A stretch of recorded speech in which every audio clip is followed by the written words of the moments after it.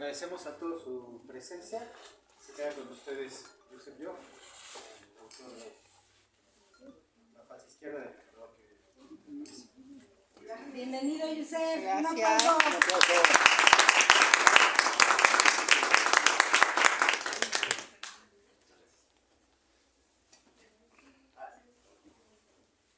Pues muchísimas gracias, primero que nada. Qué honor, qué gusto, pero sobre todo qué responsabilidad poder estar aquí en la Feria Internacional del Libro. Y cuando me decían, ¿y qué vas a decir? Qué buena pregunta. ¿Qué puedo decir en 50 minutos que pueda recabar el trabajo que llevó no solamente el libro, sino el trabajo de muchas personas, mujeres y hombres, que a lo largo de estos últimos años han sufrido, han luchado, se han caído y se han levantado ante las atrocidades que estamos viviendo en este país? Pero como toda buena historia y como todo buen libro, tenemos que empezar por el inicio. La falsa izquierda del emperador que vive en el palacio. El nombre. Algunos me dicen que es largo y después de lo que les voy a comentar, me dicen que por qué no lo digo más fuerte. Lo divido en tres y empiezo por el medio. El emperador. Ese nombre a los detractores no les gusta y a los aplaudidores lo detestan. La realidad es que tiene una idea muy distinta. El emperador viene de la palabra imperio, que significa aquel que tiene el mando del ejército. ¿Quién es el comandante de las Fuerzas Armadas Mexicanas? El emperador, el presidente de México, que vive en el palacio. Nos dijo en los cuatro vientos que no iba a vivir en Los Pinos, que iba a vivir en su domicilio. Lo que no se nos dijo es que su domicilio iba a ser Palacio Nacional. Es donde empezamos a ver las incongruencias de este sexenio. Y la falsa izquierda. ¿Por qué? Porque al día de hoy, lamentable y lastimosamente, no se apoya una ideología, llámese derecha, izquierda, anarquismo, capitalismo, liberalismo, no. Simplemente se ataca a quien se opina distinto. Y es una atrocidad, porque no podemos ofrecer algo solamente diciendo que somos lo opuesto a lo que no nos gusta. No, debemos de dar una propuesta, una alternativa. Y si bien es cierto que a lo largo de la historia, sin meterme a profundidad, si la izquierda o la derecha, o liberalismo, capitalismo, o socialismo son buenos o malos, la realidad es que el modelo de izquierda que tanto presumen y que tanto se enarbolan aquí en México es una mentira. Es la falsa izquierda. Y no lo digo yo, lo dicen algunos pensadores de izquierda como Carlos Marx, por ejemplo. Por ejemplo. Tiene un manifiesto que se llama La miseria espiritual del niño proletariado. Y es referente a la educación. Lo que él expone es que el Estado debe hacer dos cosas en la educación. La primera, debe de proteger y quitarle al niño todos los distractores externos. El niño no debe pensar en qué comer, en qué comer sus papás. No debe pensar si va a tener un techo o no. Simplemente debe de preocuparse en algo, en estudiar. Y la segunda cosa que debe hacer el Estado en este manifiesto de la miseria espiritual del niño proletariado es que el Estado le dé las herramientas a los niños para que dejen de ser proletariado en aquel momento. Es decir, que no con lo básico van a salir adelante. Debe de haber un empuje. ¿Qué tenemos en México? En esta actualidad educativa, libros de texto ineficientes, en contra de la ciencia, tecnología, desarrollo, avance comprobado. Es más, no pueden ni reprobarlos. Es lo mínimo. Y cuando digo lo mínimo, es abajo de matemáticas y español básico. Esto va en contra de una izquierda. O tal vez otro filósofo ideólogo de la izquierda, tal vez lo han escuchado, Engels, por ejemplo, decía que cuando el Estado se debe al ejército, se consume y se degrada, porque el pueblo solamente solamente va a quedar a merced del ejército como en la Europa de aquellos momentos. En el manifiesto antidure, ¿qué creen? Lo que estamos viendo en nuestro México es darle todo al ejército.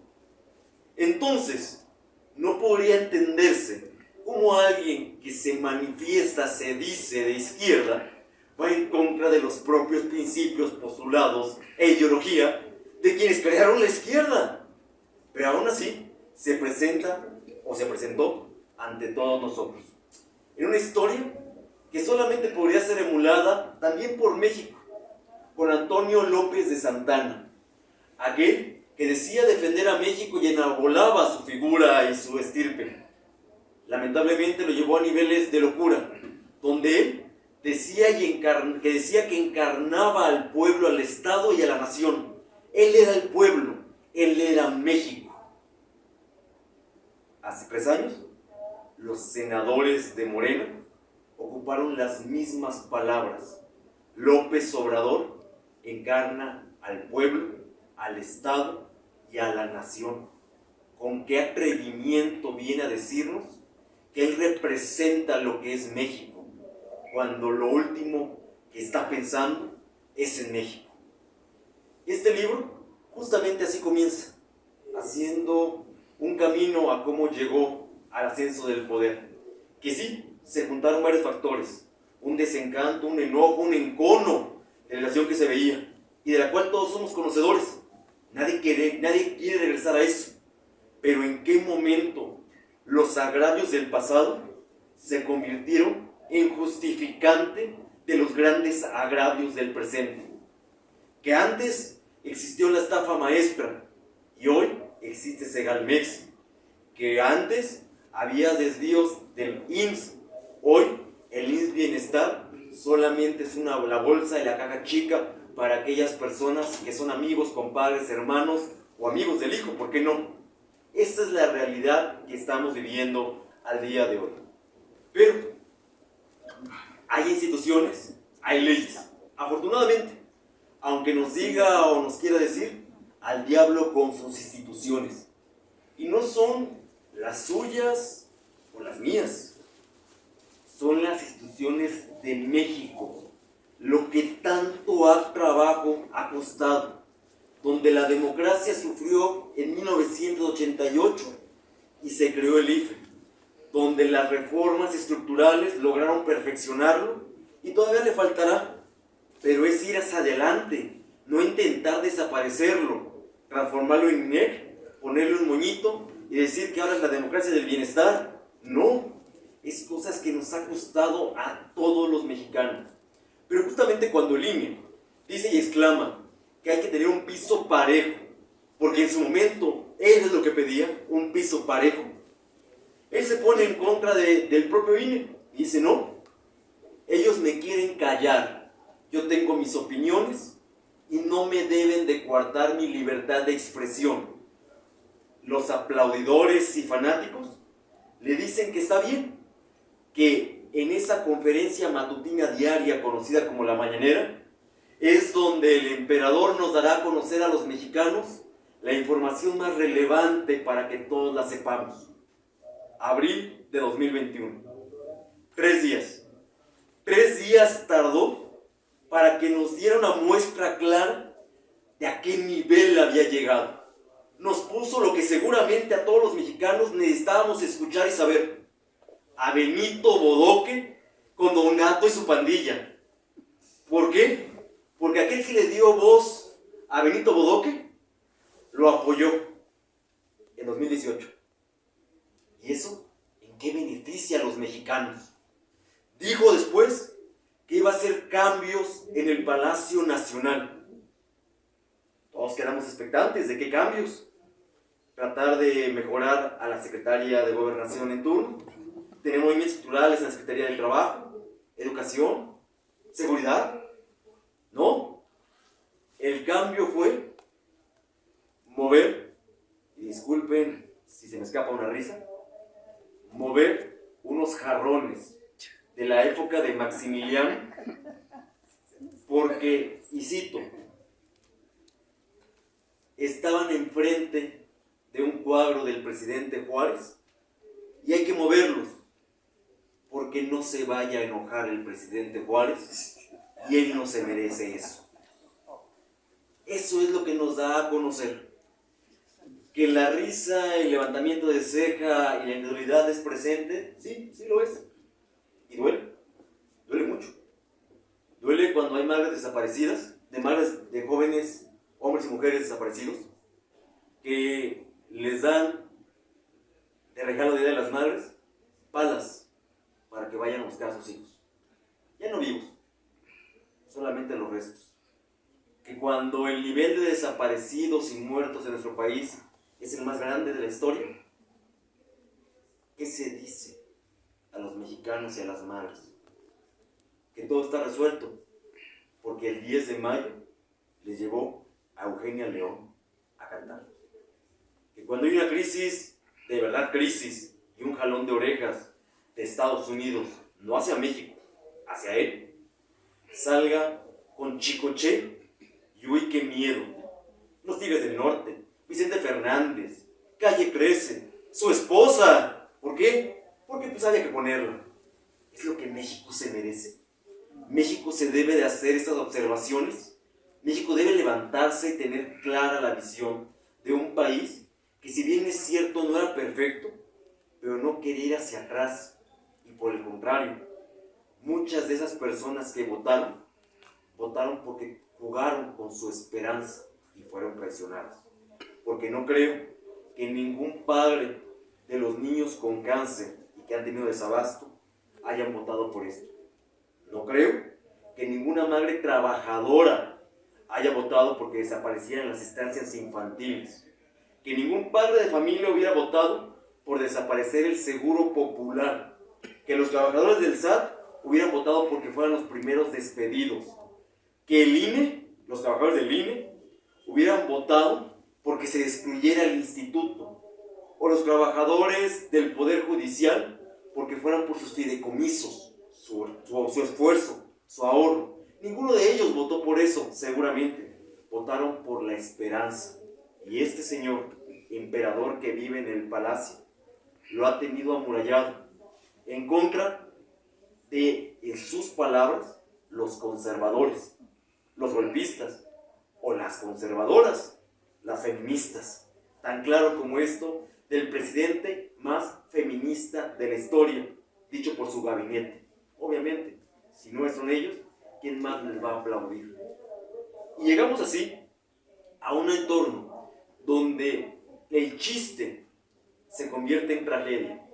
Porque no sé si habrán escuchado, pero ahí viene el estudio detallado en este libro de una cosita que le hizo ruido. Un avión que lo vendió, pero que siempre no lo vendió. Lo rifó, pero no podía rifarlo. Bueno, ya lo había rifado, pero todavía lo iba a vender. Hicieron cachitos. ¿Y qué creen? Hay dos modelos, y viene la investigación en el libro.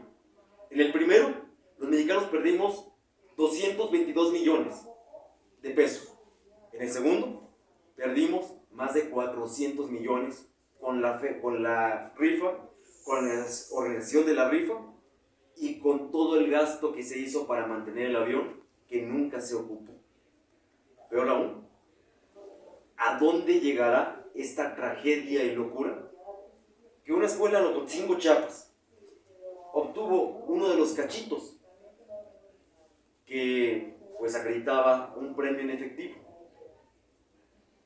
Llegó el crimen organizado a exigirles que con ese dinero compraran armas y si no, los mataban. ¿Qué hicieron? Tuvieron que irse a vivir al Zócalo de Chiapas para exigirle al gobierno protección, porque ni les habían pagado el premio y ya les estaban exigiendo que compraran armas que iban a utilizar los malos para reprimirlos. De esos niveles es el grado de corrupción, tontería, estupidez, como lo quieran llamar, a lo cual ha llegado este gobierno en el cual estamos viviendo. Pero yo inicié esta conversación diciéndole a todos y cada uno de ustedes que por dónde se iniciaba. Se había muchos temas. Y aquí están en el libro. 3 grandes reformas: la energética, la Guardia Nacional y la político-electoral. La Guardia Nacional, cuando surge como un mando meramente civil. ¿Y qué pasa? Inmediatamente se convierte en un mando preponderantemente nacional, militar, que a nivel nacional ha usurpado funciones.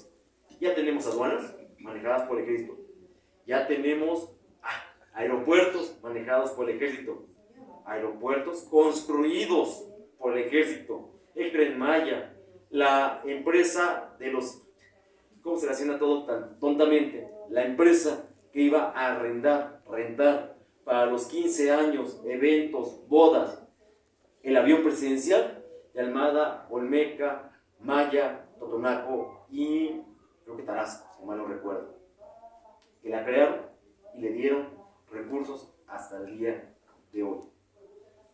Este mando iba a ser originalmente hasta 2024, pero no, ¿por qué?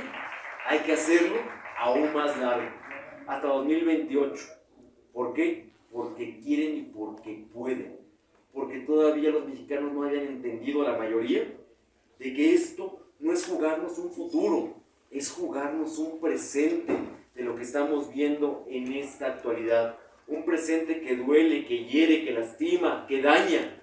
Imagínense cómo está este nivel de polarización, que cuando los diputados del PRI, PAN y PRD dan argumentos ante la Cámara de Diputados para evitar la militarización, una diputada del PT les dice: traidores a la patria merecen ser crucificados, atentando directamente contra su vida. Después la campaña continuada de traidores, que fue prohibida por el propio Instituto Nacional Electoral, y los diputados al día de hoy siguen con denuncias penales por haber votado en contra, por ejercer sus derechos. Es más, el exconsejero presidente que anda por aquí en esta Feria Internacional del Libro, Lorenzo Córdoba Villanelo, está también con una denuncia penal, y los exconsejeros aún siguen con esta denuncia. ¿Por qué? Por hacer su trabajo. Solamente por eso.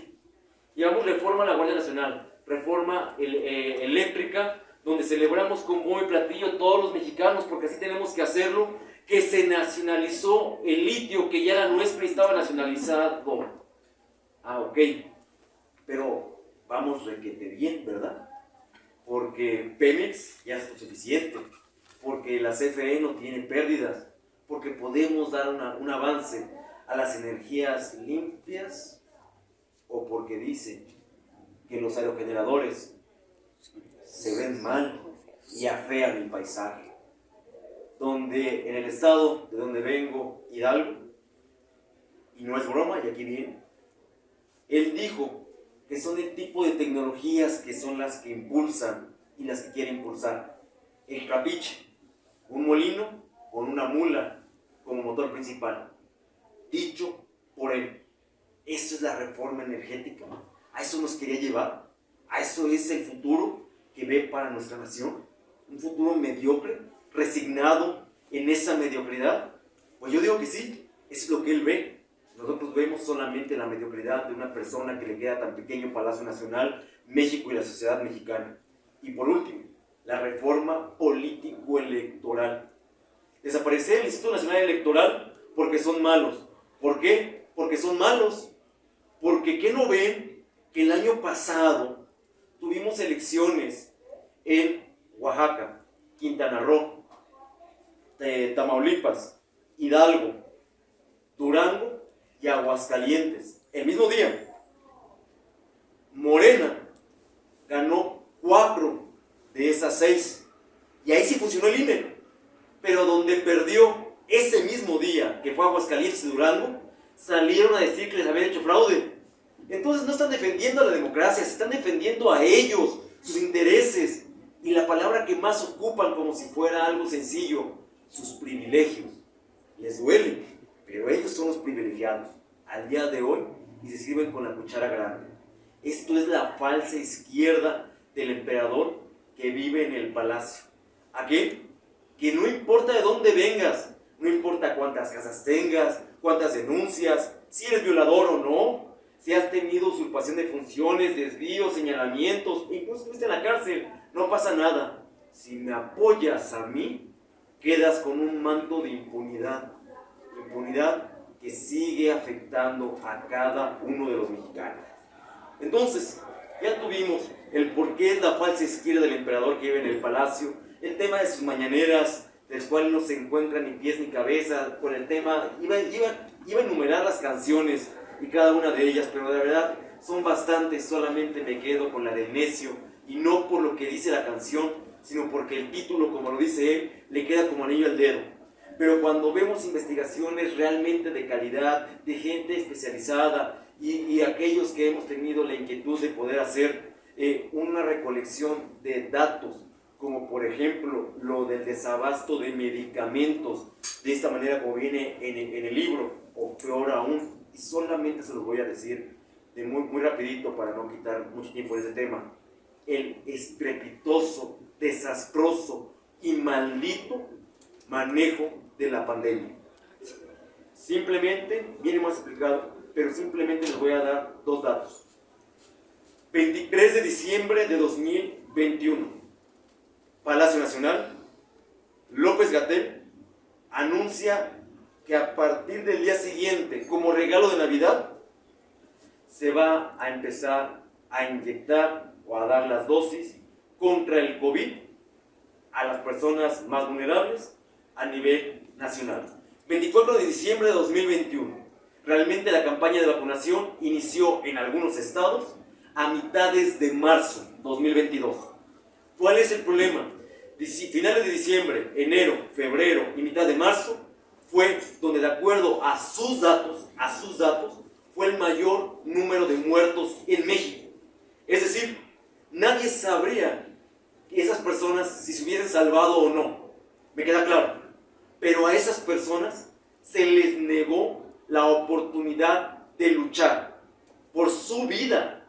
Y eso, en todos lados, es un crimen. Si ustedes conocen a alguien que del 25 de diciembre de 2021 a mitades de marzo de 2022 lamentablemente perdió la vida, hay un responsable. Y es el gobierno federal encabezado por el emperador que vive en el palacio. Esas son las cosas que duelen.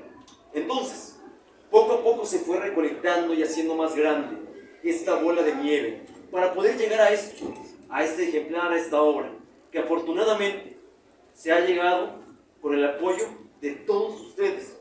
¿Qué les gusta el título? Que tal vez la forma que me han escuchado hablar en alguna red social, o simplemente están hartos de la realidad de México y buscan cómo despertarse. Y todavía al final viene en este libro un capítulo que se llama Un llamado a la acción. Un llamado a la acción que es un llamado de un servidor a dos entes o a dos tipos de personas. La primera, a los partidos políticos. Si bien es cierto que mucha responsabilidad del que haya llegado fue de lo que se hizo o se dejó de hacer en el pasado, también es cierto que deben de despertar, sacar cuadros frescos, ciudadanos, acercarnos a las personas. Hoy ya no es el mitin multitudinario o los flyers que se entregan en cada puerta, que nadie tiene interés de verlo. Ya no es mostrar el músculo, es hablar de frente con la ciudadanía, decirle que cuáles son sus problemas y cómo va a resolverlos.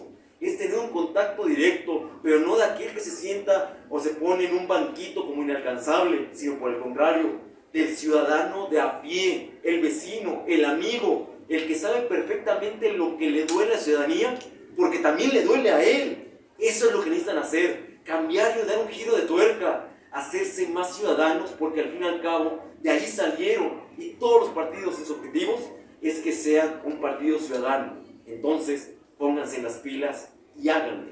Y el segundo, un llamado a la acción a ustedes, a los ciudadanos, a documentarse, a escuchar, a ser críticos, porque nadie les va a venir a decir qué hacer o qué no hacer, por quién votar o por qué no votar. Esa es la idea, que cada uno escuche y forme su criterio. y sobre ese criterio pueda tomar su determinación libre, auténtica, y que diga simplemente en este próximo año 2024 que tiene dos opciones. La primera es que siga esta tragedia, y para ello es bien fácil, no tiene que hacer absolutamente nada. Y si creen que van requete bien México, pues ahí está, no hagamos nada. Pero si por el contrario creemos que México quiere ser mejor y merece ser mejor, hagamos absolutamente todo. Porque lo digo y lo repetiré, es por nuestro presente más que por nuestro futuro. Se ha ido menoscabando una a una cada una de las instituciones que conocemos, queremos y anhelamos. Llámese el Poder Judicial, llámese el sector salud, llámese el INE, llámese los diputados, los senadores, las gobernaturas, la cultura, el CONACYT. Señores, ¿qué falta? ¿Qué falta para que nos demos cuenta cuántas gotas tienen que caer sobre nuestras manos para saber que está lloviendo? Entendamos esto. México puede y merece ser mejor. El futuro de México está en sus manos, en cada uno de ustedes, porque seremos esa manchita que contagiará el granito de arena que tanto me gusta decir, en esta gran playa que se llama México, que la merecemos, que la queremos y la anhelamos. Me gustaría, para dar paso a una ronda de preguntas y respuestas, que me permitieran leer solamente la parte final del libro, porque la verdad me encanta. Dice: el diagnóstico ya está dado. Múltiples publicaciones, libros, noticieros, videos y un sinfín de expresiones que nos dan la actualización diaria de la realidad mexicana. El rumbo que tomemos cada uno de nosotros y como colectividad misma determinará el futuro en el que nos desarrollaremos. Hoy en día es difícil tener una voz que sea expuesta públicamente, y eso es innegable. Pero más difícil es vivir con una atadura impuesta por nosotros mismos. Terminaré el presente citando al tabasqueño, no al multicitado en este libro, sino a uno de otros tiempos, y que sin duda me gustaría que lo leyera el emperador que vive en el palacio. Me refiero a Carlos Pellicer, cuando escribía: la patria necesita a aquellos hombres que le hagan ver la tarde sin tristeza. Hay tanto, y lo que hay es para tan pocos. Se olvida que la patria es para todos.